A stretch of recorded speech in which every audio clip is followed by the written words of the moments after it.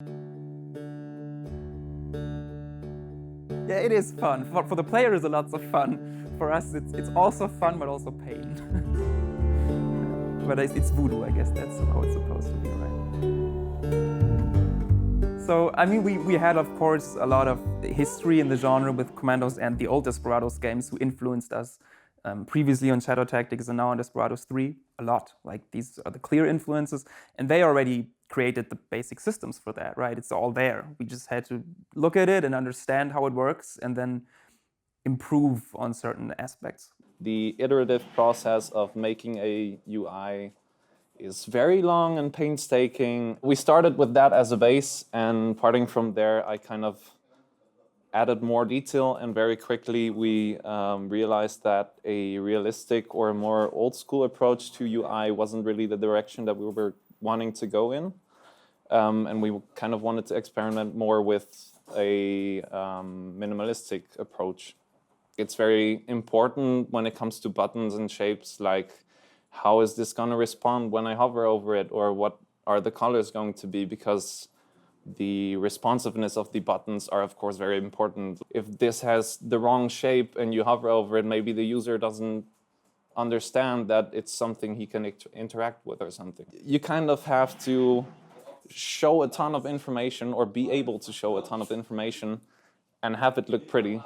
And I wanted to give the world kind of space to breathe, so I moved everything over so that the center and focus of the game is basically the game itself, and then the UI kind of complements it and sits out of the way of the player so that you can keep attention on the game, but if you want to check out more info, then you have it at your disposal on the sides of the screen. No problem. Come on, go. Won't make a sound. The boat in the house look less crowded. Maybe I'll go there first. You have to do water uniquely each time for a game, which is limited a bit by both technical limitations and as well as gameplay limitations. For example, in our case, you had to see the border of it all the time because you can interact with the water and sometimes you hide in it. And of course, it has to look interestingly. And in our case, since we're trying to get a pretty realistic style, I went with layering up a couple of individual elements, like the basic color. So you had to, so you could choose how it looks on a pretty basic level, like that's the base color. So you basically simulate a flow of the water here, and you bake it into a texture and read it later from a shader, which is basically the graphical code behind it. And you do one water for the whole game, so you try to get a rule kind of to make water look right in every level, independent of the lighting, but at the same time you just want to tweak it a bit and make it fit into the respective setting. So that's the challenge of it mostly. Video games are such a complex and big thing, and you have to communicate so much, and so having fast and efficient and nice communication is very important, because otherwise you just get lost, and you get so much inspiration also when you see like people working on things and they turn out to be like super cool, and you're like, oh my god, this looks so cool, I have to like support this as much as I can on my side. So you're always like inspiring each other. So there were some original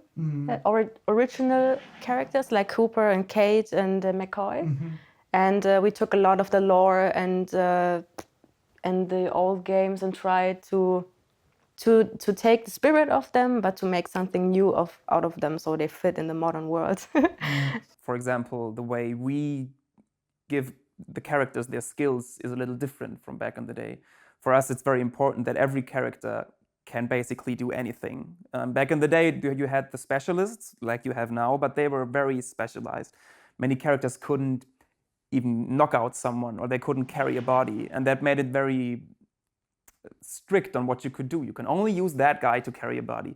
With us, every character can carry bodies. They can carry them in different ways, so you have there's gameplay there. You can say, okay, I want to make a strategic decision and use this character because he's fast, or this one who's slow but is detected worse. And there is decisions there, but every character can do anything. And this is where the game design comes into this, I think, a lot.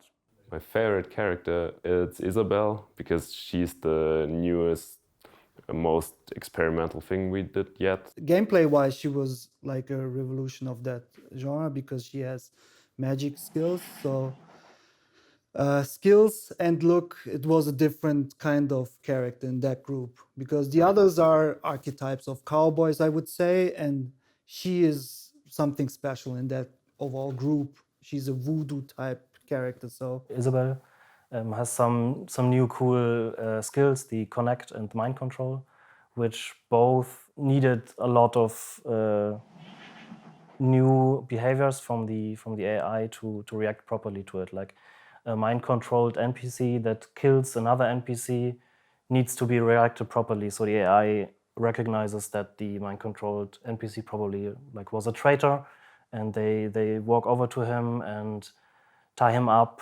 This is just like a very special case. No other case would prompt an NPC to tie up another NPC. So this is stuff I have to take care of, and there are lots of those cases. Sleep tight. You won't remember a thing. I'm already there. That's the work of a traitor. Because you can connect anything. So you have to think about what happens if I connect a chicken with a guard, or a chicken with this guard, or a dog with the chicken. Or you can. There's a huge Excel sheet that we actually have. We made it far too late, but there is this Excel sheet, and it's insane the amount of stuff you can do with it. the cutscenes were the big new thing, and the production value went up for only cutscenes. I think we're doing a game and a film together. It's insane. Now, since 1 year or something, we know what is the game gonna be about, and we have all the parts and everything, and now it's coming to the moment where everything fits together, and then see it all in one stream. It's gonna be the coolest moment. Probably play the game for that and find out yourself.